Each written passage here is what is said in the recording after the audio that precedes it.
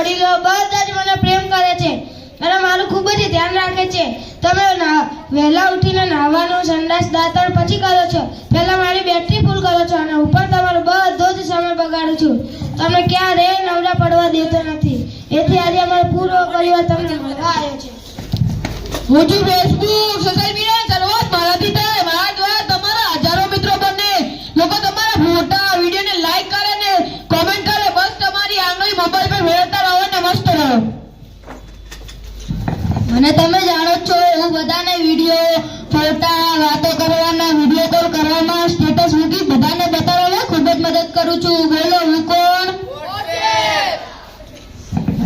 ઇન્સ્ટાગ્રામના તમને બધાને રામ રામ રામ રામ રામ રામ. અમે આજના યુવાનોને રીલ્સ બનાવવા, ફટાફટ ફોલોવર્સ વધારવા અને તેમનો ટાઈમ બગાડતા મેં શીખવાડ્યું છે. તેમના કલાકો ને કલાકો બગાડવામાં મને તો ખૂબ જ મજા આવે છે. હું છું સ્નેપચેટ. જલ્દી દીધા મારી પાસે આવો. વાકા ચૂકા મોઢા બનાવ, સેલ્ફી બનાવો, મિત્રને મોકલો. જીવનની ઘણી મજા ચેટિંગ કરવામાં જ છે. તે માટે પૈસા ક્યાં વાપરવા? ડેટા તો અનલિમિટેડ છે ને. બોલો ગૂગલ બાબાની જોરથી બોલો ગૂગલ બાબાની. તમારા દરેક પ્રશ્નનો મારી પાસે છે. હું છું સર્ચ એન્જિન ગૂગલ. તમને બધાને ખોટો ભ્રમ છે કે તમે આઝાદ છો. અંગ્રેજોની ગુલામીમાંથી આઝાદી મળી તમને વર્ષો થઈ ગયા છે. પણ અત્યારે આજે અમારો પરિવાર WhatsApp, Facebook, Instagram, Snapchat, Google આવી વિદેશી એપ્લિકેશનો તમને ગુલામ બનાવી દીધા છે.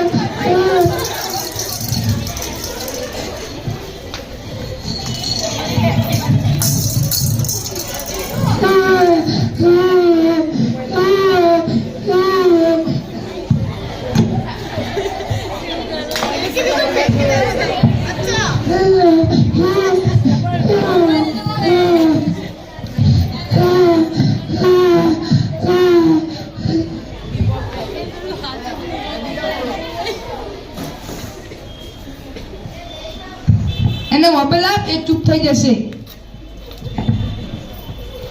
લે ભાઈનું મોબાઈલ.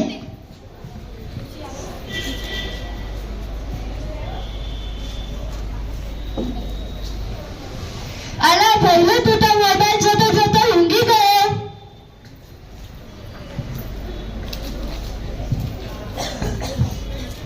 પપ્પા પપ્પા મોબાઈલ આલો ને.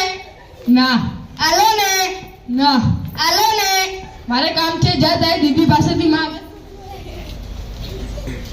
દીદી દીદી મોબાઈલ આલો ને. નહીં આપો. આપો ને. નહીં આપો.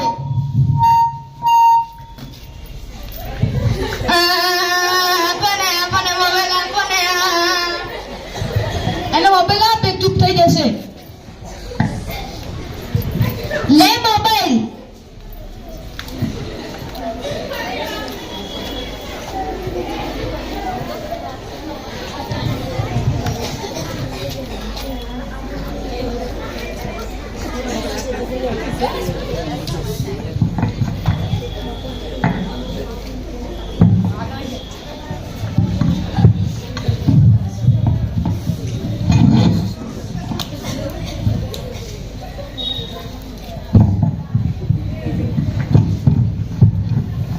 પપ્પા પપ્પા મારે કાલે ગણિતનો ટેસ્ટ છે. મને દાખલો શીખડાવો ને. મારી પાસે સમય નથી. જા તારી દીદી પાસેથી શીખી લે. દીદી દીદી મારે કાલે ગણિતનો ટેસ્ટ છે. મને દાખલો શીખડાવો ને. સમય તો મારી પાસે પણ નથી. તને તારા શિક્ષકે નથી શીખવાડ્યું? શીખડાવ્યું તું પણ હું ભૂલી ગયો. જા મોબાઈલમાં જોઈને આવડી જશે. ભાઈનું મોબાઈલ આપને.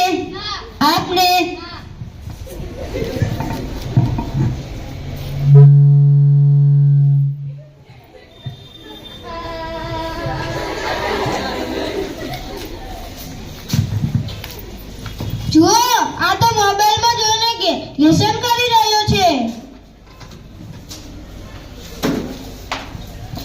જુઓ, આ તો મોબાઈલમાં જોઈને ગેમ રમી રહ્યો છે.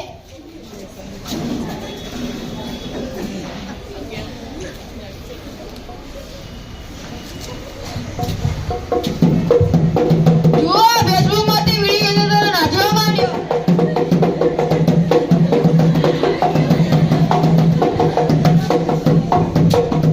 જો વકાચુકા મોઢા કરીને સેલ્ફી પાડવા લાગ્યો. જો, આ તો રીલ્સ જોવા માંડ્યો.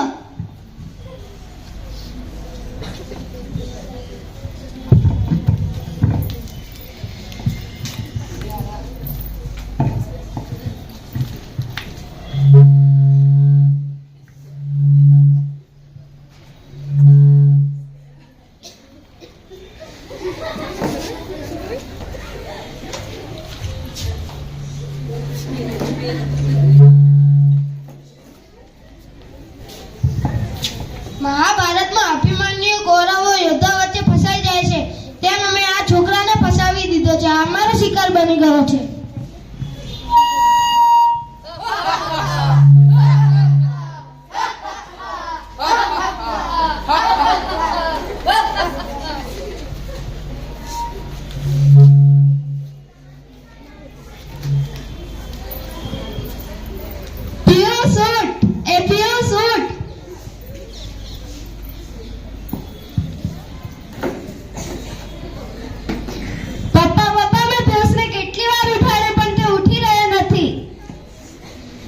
શું થયું? ખબર નહીં, તો મોબાઈલ જોતો જોતો ઊંઘી ગયો. પિયુષ ઉઠ, જા પાણી લેતી આવ.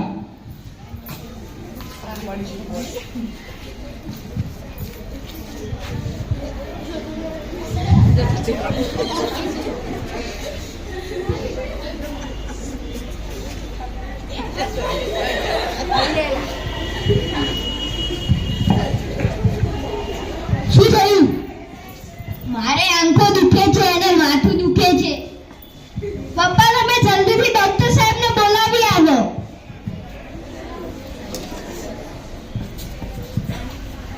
સાહેબ, ચાલો, મારા છોકરાને કઈ થઈ ગયું છે.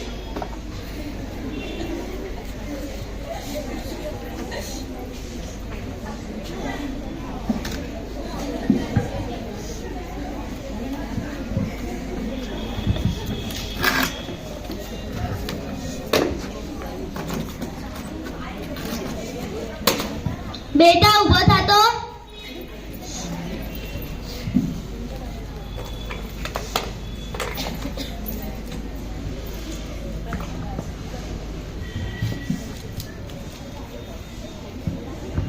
બેટા, ઊંડો શ્વાસ લે.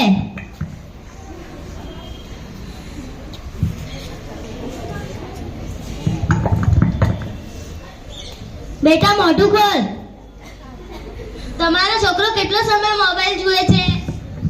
હા, અને મોબાઈલમાં ખૂબ જ રસ છે. હા, ઘણીવાર તો મોબાઈલ જોતો જોતો ઊંઘી પણ જાય છે. જુઓ, વધારે પડતો મોબાઈલ વાપરવાથી તેના માનસિક મગજ પર અસર થઈ છે, માટે તેને માથું દુખે છે. વધારે પડતો મોબાઈલ વાપરવાથી તેની આંખોમાં નંબર આવી ગયા છે, માટે તેને જાડા કાચવાળા ચશ્મા લાવવા પડશે. ડોક્ટર સાહેબ, અમે અમારા પહેલું માટે બધું જ કરીશું. તમે કહો, અમે શું કરીએ? મોબાઈલની લત છોડાવવી પડશે. સૌથી પહેલા તો તમે પોતે જ મોબાઈલનો જરૂર પડતો ઉપયોગ કરતા શીખો. તમારા બાળકોને ઘરની બહાર મિત્રો સાથે સમય પસાર કરવા દો. તમારા બાળકોને આપણા ધર્મ, સંસ્કૃતિ અને ઇતિહાસ વિશે જણાવો.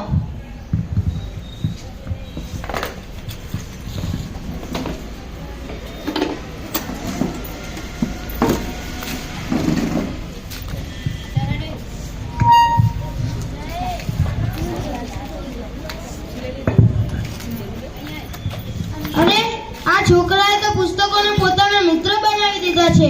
ભાઈ, WhatsApp, Facebook, Instagram, Snapchat, Google આપણું અહીંયા કશું જ કામ નથી. આ છોકરો આપણી ગુલામીમાંથી આઝાદ થઈ ગયો છે. આને આગળ વધતા કોઈ નહીં રોકી શકે. હા, હવે જ્યારે પણ તમારી ખૂબ જ જરૂર પડશે ત્યારે જ તમારો ઉપયોગ કરશે.